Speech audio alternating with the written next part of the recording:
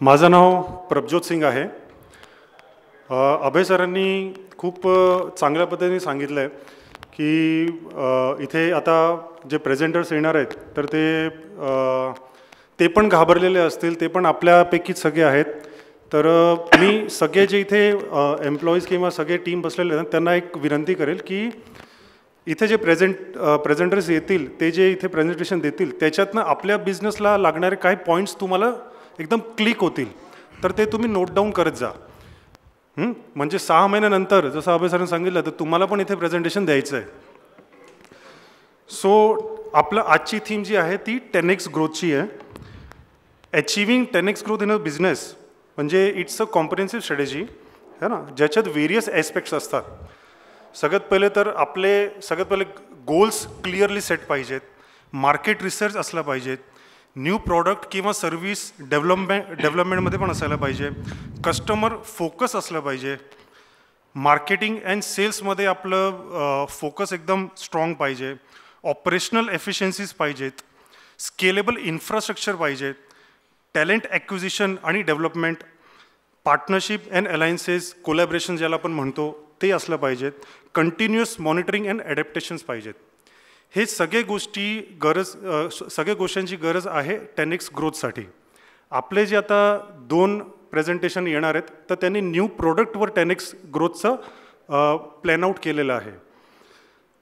New product development हे सगळ्यांना माहिती आहे. तर न्यू प्रोडक्ट डेव्हलपमेंट हे आपण 2 पद्धतीने याच्यावरनं 10x ग्रोथ करू शकतो. एक तर न्यू प्रोडक्ट सेम कस्टमरला किंवा सेम मार्केटमध्ये, किंवा न्यू प्रोडक्ट न्यू मार्केटमध्ये न्यू कस्टमरला. ओके, एक्झाम्पल कोणी देऊ शकतं?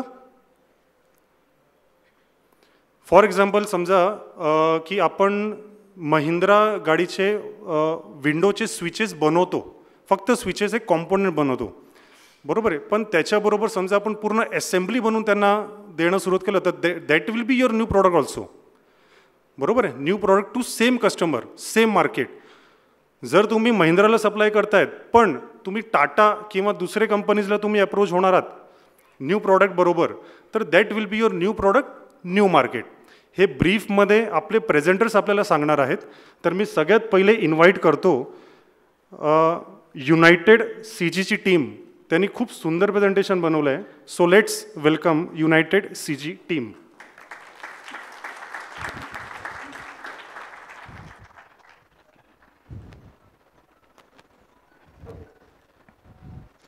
नमस्कार, माझं नाव पुष्कर जोशी. मी युनायटेड CGला रिप्रेझेंट करत आहे. आमचा टॉपिक आहे न्यू प्रोडक्ट डेव्हलपमेंट. माझे नाव अजिंक्य चव्हाण आहे. मी युनायटेड CGला रिप्रेझेंट करत आहोत आणि आमचा सेमिनार टॉपिक आहे न्यू प्रोडक्ट डेव्हलपमेंट. चला तर या टॉपिकबद्दल जाणून घेण्यापहिले आपण युनायटेड CGबद्दल काही माहिती जाणून घेऊयात. युनायटेड CG ही लगेज पार्ट मॅन्युफॅक्चरिंग कंपनी आहे. आता तुम्हाला सगळ्यांना ट्रॅव्हलिंग बॅग माहिती असेल. ज्या ट्रॅव्हलिंग बॅगला जे काही पार्ट्स लागतात म्हणजे जसे व्हील, कॅरी हँडल, लॉक हे बनवण्याचे काम आमची कंपनी करते.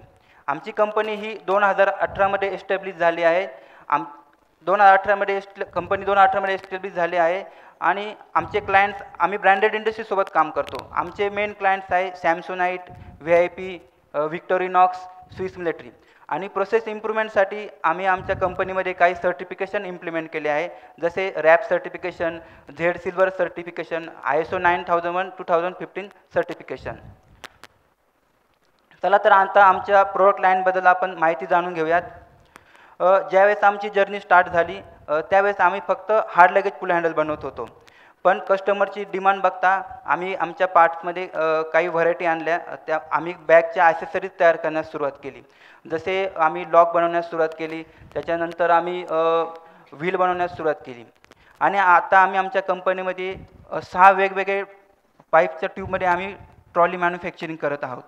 आणि आमच्याकडे 5 व्हरायटीचे आमच्याकडे हँडल्स अवेलेबल आहेत आणि पूर्ण लगेज इंडस्ट्रीमध्ये सगळ्यात जास्त व्हरायटी फक्त आम्हीच देत आहोत. तर ही आमची ड्रीम टीम आहे. आम्ही सगळे वी आर युनायटेड. आम्ही सगळे टीमवर्कने काम करतो. आमच्या कंपनीमध्ये टोटल 20 स्टाफ मेंबर्स आहेत. चला तर आता लगेज इंडस्ट्रीच्या मार्केट आउटलुकबद्दल माहिती जाणून घेऊयात. लगेज इंडस्ट्री आता ही रॅपिडली ग्रोथ होत आहे, कारण की त्याच्यामागे 4 प्रमुख कारण आहेत. पहिले कारण असे आहे की जे अनऑर्गनाइज सेक्टर आहे ते कन्वर्ट होऊन 60% ऑर्गनाइज झाले आहेत. ॲडव्हान्स टेक्नॉलॉजीमध्ये काय झाले आहे की जे काही लगेज बॅग जी आता स्वस्तात बनत आहे ॲडव्हान्स टेक्नॉलॉजीमध्ये, आणि तिसरं असं आहे की जे काही भांडवल आपल्याला आता स्वस्त दरात उपलब्ध होत आहे. आणि चौथे मेन कारण असे की जे चायनामधून इम्पोर्ट करतो ते आता इंडियापेक्षा स्वस्त आहे. तर नेमकी प्रॉब्लेम काय आहे, लगेज इंडस्ट्री का मागे आहे, का प्रॉब्लेम आहे? कारण की लगेज इंडस्ट्रीची कॅपॅसिटी डबल झाली आहे, पण सेल फक्त 15 ते 20%नीच वाढला आहे. आणि चायनाची जी काही इम्पोर्ट करतो ते इंडियापेक्षा स्वस्त आहे. तर मग त्याचा इम्पॅक्ट काय झाला आहे, आता ओव्हर कॅपॅसिटी वाढली आहे, त्याच्यामुळे मार्जिन्स हे घटले आहे आणि कॉम्पिटिशन मार्केटमध्ये खूप मोठ्या प्रमाणात वाढले आहे. मग आता क्लायंट्स काय करत आहे की ज्या ठिकाणी स्वस्त दरात ट्रॉली भेटेल त्या ठिकाणी जात आहे. त्याच्यामुळे काय झाले की कस्टमरची लॉयल्टी पूर्णपणे संपली आहे. आणि आपल्याला जर मार्केटमध्ये जर टिकून राहायचे असेल तर आपल्याकडे काहीतरी युनिक पाहिजे, आणि आपल्याकडे काहीतरी बाकीच्या सप्लायरपेक्षा आपल्याकडे काहीतरी वेगळे पण पाहिजे. तर आता ओव्हर कॉम्पिटिशनमध्ये काय झाले आहे की हे जे काही युनिक प्रोडक्ट आणि जे काही वेगवेगळे प्रोडक्ट हे नाहीसे झाले, कारण की आता सगळ्या प्रकारचे जे प्रोडक्ट्स आहे ते सगळीकडे उपलब्ध होत आहेत. तर मग आम्हाला प्रश्न पडला का आता काय करायचे. मग आम्ही काय ठरवले की आम्ही टीम एकत्र आलो, आम्ही आमच्या स्ट्रेंथवर काम केले आणि आम्ही आमच्या टीमचे गोल आणि ऑब्जेक्टिव्ह फाइंड आउट केले. तर आम्ही कस्टमरच्या नीडनुसार आणि मार्केट चेंजनुसार आम्ही अपग्रेड झालो आणि आम्ही ते ॲडॅप्ट केले. आणि आम्ही आमच्या टीमचे ऑब्जेक्टिव्ह असे ठरवले की कंपनीच्या स्ट्रेंथ आणि कन्स्ट्रेंट लक्षात घेता आम्ही असं एक प्रोडक्ट पोर्टफोलिओ डेव्हलप केला की ज्यामुळे कस्टमरच्या गरजा आपण पूर्ण करू शकतो. Okay, next. तर मग आम्ही काय केले, त्याच्यानंतर आम्ही एक थिंक टँक नावाची एक आम्ही टीम डेव्हलप केली. त्या टीमचे काम काय आहे की मार्केट सर्वे करायचा, त्याच्यानंतर आमचे काही एक्झिस्टिंग क्लायंट्स आहे त्यांचे जे काही फ्युचर प्लॅन्स आणि एक्झिस्टिंग प्लॅन आहे त्याची माहिती जाणून घ्यायची. त्याच्यानंतर आम्ही इम्पोर्ट डेटा स्टडी केला. त्याच्यानंतर आम्ही PUC आणि CC ॲनालिसिस केली, म्हणजे कस्टमरला काय पाहिजे आहे आणि आपण त्यांना काय देऊ शकतो, आम्ही याच्यावर ॲनालिसिस केले. आम्ही आमच्या स्ट्रेंथवर काम केले, आमची स्ट्रेंथ आम्ही इम्प्रूव्ह केली. आणि आमच्या प्रोसेस इम्प्रूव्हमेंटसाठी आम्ही काय केले, आम्ही काही सर्टिफिकेशन आम्ही केले, ज्यामुळे आम्ही कस्टमरचा ट्रस्ट जिंकू शकलो. ट्रस्ट? अबे ट्रस्ट काय बोलू राहिला तू? की मार्केट किती खराब चालू आहे, कंडिशन किती खराब आहे. तुम्हाला माहिती आहे का, कस्टमर हा 1-1 रुपयासाठी कमी किमतीत माल विचारतो आहे, सगळ्या गोष्टी करतो आहे. काय करावं मला समजत नाही त्या गोष्टीला. पुष्कर, एवढे काय परेशान आहे तू?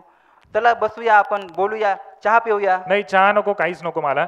तुम्ही मला काहीच बोलू नका, मला काहीच समजत नाही आहे काय करावं काय नाही. मार्केटची कंडिशन एक तर खूप खराब आहे, दुसरं म्हणजे कस्टमरला क्वालिटी पाहिजे आहे.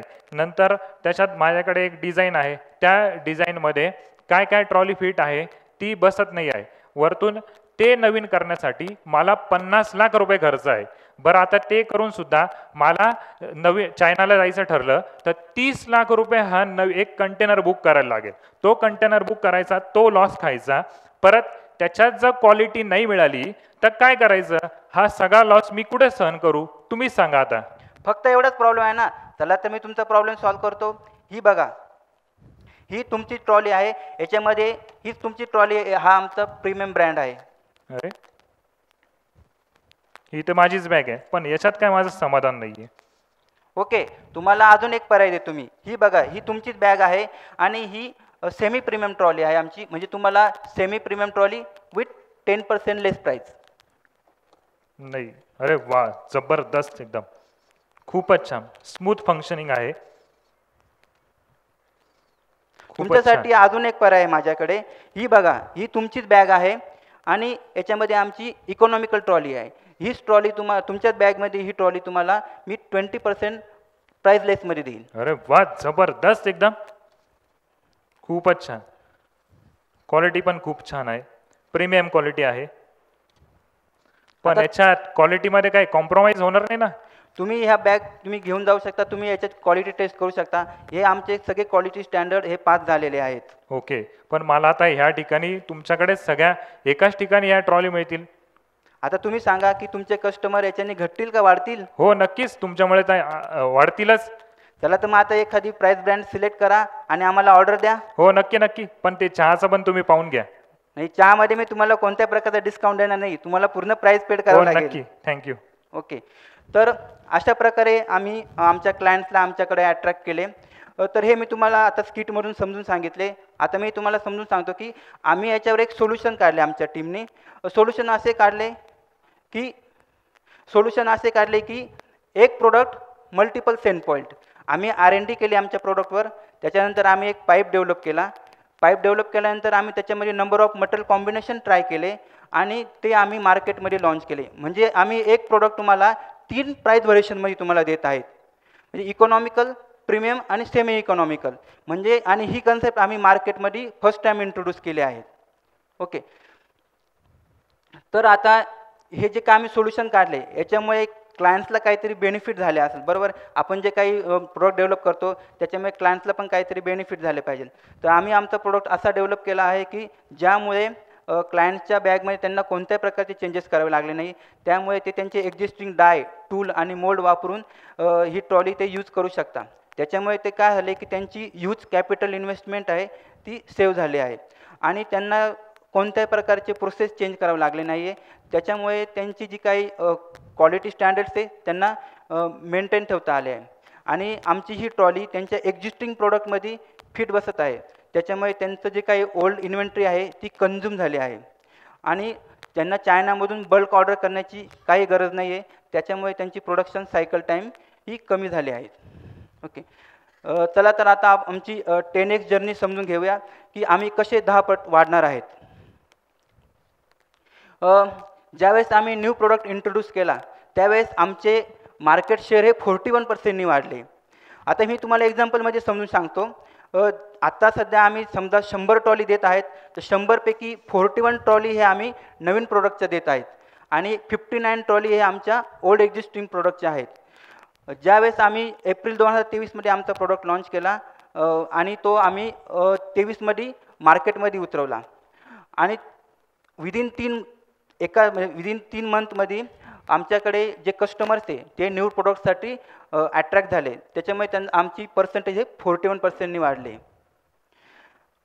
तर हे क्लायंट्स वाढल्यामुळे काय झाले की आमचा रिव्हेन्यू हा 24% इन्क्रीज झाला आणि कस्टमरच्या बजेटनुसार आम्ही क्लायंटला हे 3 वेगवेगळ्या प्राईस ब्रँडमध्ये आम्ही त्यांना ट्रॉली देऊ शकतो.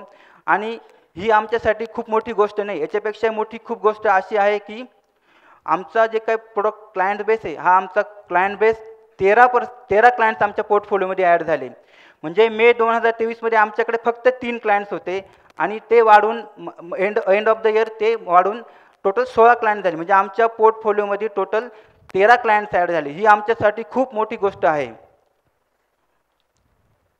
आणि अजून त्याच्यापेक्षा एक गर्वाची गोष्ट अशी आहे की जे इंडियन लगेज इंडस्ट्रीमध्ये 5 मोस्ट मेन ब्रँड आहे, 5 ब्रँडपैकी आम्ही 3 ब्रँडसोबत आम्ही सध्या काम करतो आहे. ही आमच्यासाठी खूप मोठी गोष्ट आहे. तर चला तर आता आपण आमच्या की सक्सेसबद्दल माहिती जाणून घेऊयात. मित्रांनो, मला असे वाटते की आमचे जे काही 10x जर्नी होणार आहे ते फक्त आमचे न्यू ब्रँडसोबत आमचे लाँग टर्म कोलॅबोरेशन झाल्यामुळे होणार आहे आणि आमचे जे काही लाँग टर्म गोल आहे ते याच्यामुळे अचीव होणार आहेत. आणि जे आमचं काही प्रॉब्लेम स्टेटमेंट होतं ते प्रॉब्लेम स्टेटमेंट असं होतं की कस्टमर नीडनुसार आणि कस्टमर चेननुसार आता आम्ही त्या इन्व्हायरमेंटमध्ये इझिली ॲडॅप्ट झाले आहेत. आणि लास्ट बट नॉट लिस्ट आमचे ब्रँडसोबत मार्केट शेअर हे इन्क्रीज झाले आहेत. Okay, thank you so much. It's still day we zero with us. क्या बात है, जबरदस्त. मला वाटतं की तुमचा 10xचा जो तुम्ही एक काही टाईम ठरवलं असेल ना तर त्याच्या 2-3 वर्ष पहिलेच करून घेणार. तुमच्या 2 लोकांमध्ये एवढा जोश आहे तर पूर्ण अख्खी टीममध्ये कसं असेल. वा, मला काहीतरी क्युरियोसिटी आहे. 1-2 प्रश्न असा विचारायचे होते की जेव्हा तुम्ही प्रेझेंटेशन देत होतात ना त्याच्यात तुम्ही न्यू प्रोडक्ट प्रमोट कसं करतात. म्हणजे न्यू कस्टमरला करतात की पहिलेच तुमचे एक्झिस्टिंग कस्टमर्सला करतात आणि कसं करतात?